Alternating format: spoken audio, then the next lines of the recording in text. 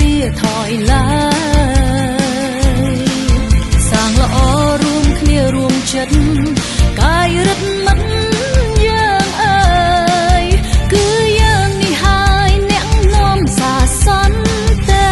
ភាពសន្តិភាពសន្តិភាពសន្តិភាពសន្តិភាពសន្តិភាពសន្តិភាពសន្តិភាពសន្តិភាពសន្តិភាពសន្តិភាពសន្តិភាពសន្តិភាពសន្តិភាពសន្តិភាពសន្តិភាពសន្តិភាពសន្តិភាពសន្តិភាពដើមចេញពីពួកយើងដើមពីបេះដូងបរិសុទ្ធចិត្តយើងមុតមុតបណ្ដងក្របពូជសន្តិភាពមិនប្រកាន់ពណ៌សម្បល់មិនប្រកាន់ឋានៈពួតទាបយើងរស់ក្រោមមេឃតែមួយក្នុងលោកីនេះកាន់ដៃគ្នាឲ្យជាប់ភ្ជាប់ចិត្តរួមគ្នាសាមគ្គីពីកម្ពុជាទៅពិភពលោកផ្សព្វផ្សាយរឿងដែលល្អល្អបន្តឲ្យល្បីកក្រើ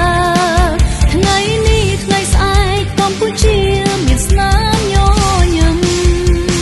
យើងជាអ្នកនាំសារសន្តិភាពយើងរស់ក្រោមមេឃក្រោមមេឃមានក្តីមេត្តាដើមចេញពីខ្ញុំផ្ដើមចេញពីអ្នកបេះដូងបរិសុទ្ធស្នេហាពេញចិត្តរួមគ្នានាំសារប្រាប់ពិភពលោកថាសន្តិភាពទៅជាពន្លឺចិត្តសន្តិភាពសន្តិភាពសន្តិភាពយើងជាអ្នកនាំសារសន្តិភាពយើងរស់ក្រោមមេឃក្រោមមេឃមានក្តីមេត្តាដើមចេញពីខ្ញុំផ្ដើមចេញពីអ្នកបេះដូងបរិសុទ្ធស្នេហាពេញចិត្តរួមគ្នានាំសារប្រាប់ពិភពលោកថា